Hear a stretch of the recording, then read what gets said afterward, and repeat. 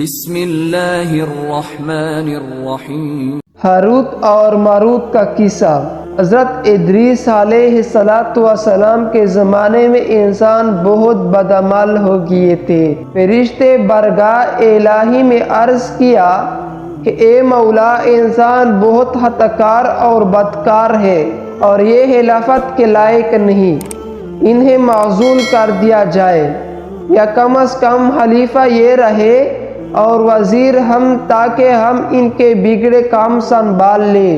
رب تعالیٰ کا ارشاد ہوا کہ اس کو غصے اور شہوت دیا گیا ہے جس سے زیادہ گناہ ہوتا ہے، اگرچہ یہ چیزیں تم کو ملے تو بھی گناہ کرنے لگیں گے۔ فرشتے بولے کہ اے مولا کریم، ہم تو گناہ کے پاس بھی نہ جائیں گے، ہاں کتنا غصہ اور شہوت ہو۔ حکم رب تعالیٰ سے ہوا کہ اچھا، تم اپنی جماعت میں سے اعلیٰ درجے کا پرہیزگار فرشتے چھانٹ لو، ان کے غصے اور شہوت دے دیتے ہیں، پھر امتحان ہو جائے گا۔ چنانچہ ہاروت اور ماروت جو بڑی ہی عبادت گزار اور فرشتے تھے، انتخاب میں آ گئے۔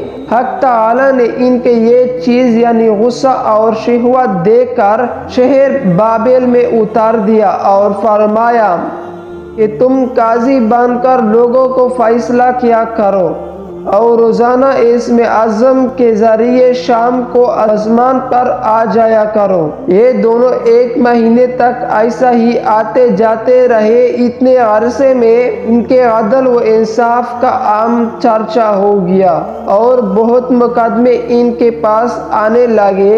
ایک روز ایک نہایت حسین و جمیل عورت نے، جس کا نام زہرا تھا، یہ ملک فارسی کے رہنے والے تھی، اس نے اپنے خاوند کے خلاف مقدمہ دائر کیا۔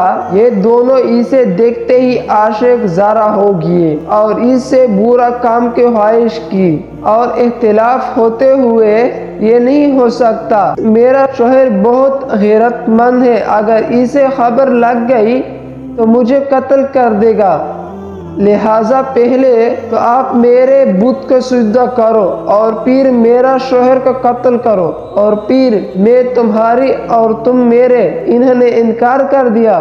وہ چلی گئی، مگر ان کے دل میں اس کے عشق کی آگ بھڑک گئی۔ آخر اسے پیغام بھیجا کہ ہم تیرے گھر آنا چاہتے ہیں۔ سر انکوں پر یہ دونوں اس کے گھر پہنچ گئے۔ اس نے آپ کو آراستہ کیا اور ان سے بولی کہ یہ تو آپ لوگوں مجھے اسم اعظم سکھا دے، یا بت کو سجدہ کرے، یا شوہر کو قتل کرے، یا شراب پی لے۔ انہوں نے سوچا اسم اعظم اسرار الہی ہے، اس کو ظاہر کرنا بہت ظلم ہے، شرک ہے اور قتل حق العباد، لاؤ شراب پی لے۔ چنانچہ شراب پی لی۔ جب شراب پی کر مست ہو گئے، زہرا نے ان سے بت کو سجدہ بھی کروا لیا، اپنے شوہر کو قتل بھی اور اسم اعظم بھی پوچھ لیا۔ زہرا تم اسم اعظم پڑھا کر صورت بدل کر آسمان پر پہنچ گئی۔ حق تعالیٰ نے اس کا روح کا زہرا ستارے سے متصل کیا اور اس کی شکل زہرا ستارے کی طرح ہو گئی۔ جب ان کا نیشہ اترا تو یہ اسم اعظم بھول چکے تھے اور اپنے پر ندام و شرمندے تھے۔ حق تعالیٰ نے فرشتے سے فرمایا کہ اے انسان، میری تجلی سے دور رہتا ہے۔ یہ دونوں شام کی حضر بارگاہ ہوتے تھے، پھر بھی شہوت سے مغلوب ہو کر سب کچھ کر بیٹھے۔ اگر انسان سے گناہ سر زیادہ ہو تو کیا تعجب ہے۔ تمام فرشتے نے اپنی خطاؤں کا اقرار کیا اور زمین والوں پر بجائے لغن طغن کرنے کے ان کے لیے دعائے مغفرت کرنے لگے۔ قرآن فرماتا ہے والملائکۃ یسبحون بحمد ربہم ویستغفرون لمن فی الارض۔ پھر یہ دونوں حضرت ادریس علیہ السلام کے بارگاہ میں حاضر ہوئے اور شفاعت کے طالب ہوئے۔ آپ نے ان کے حق میں دعائے مغفرت کی۔ بہت روزے کے بعد حکم الہی آیا کہ ان کے اختیار دیجئے کہ یہ یا تو دنیاوی عذاب قبول کر لے یا آخرت کا۔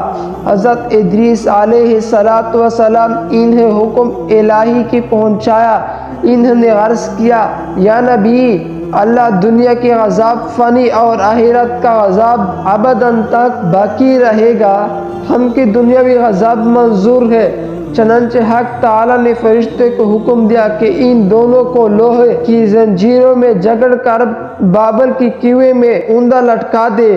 اس کے کنویں میں آگ بھڑک رہی ہے اور یہ لٹکے ہوئے ہیں۔ فرشتے باری باری سے ہر وقت ان کو کوڑا مارتے ہیں، سخت پیاس سے ان کی زبان باہر لٹکی ہوئی ہے۔ یہ عذاب قیامت تک ایسا ہی شدید رہنے والا ہے۔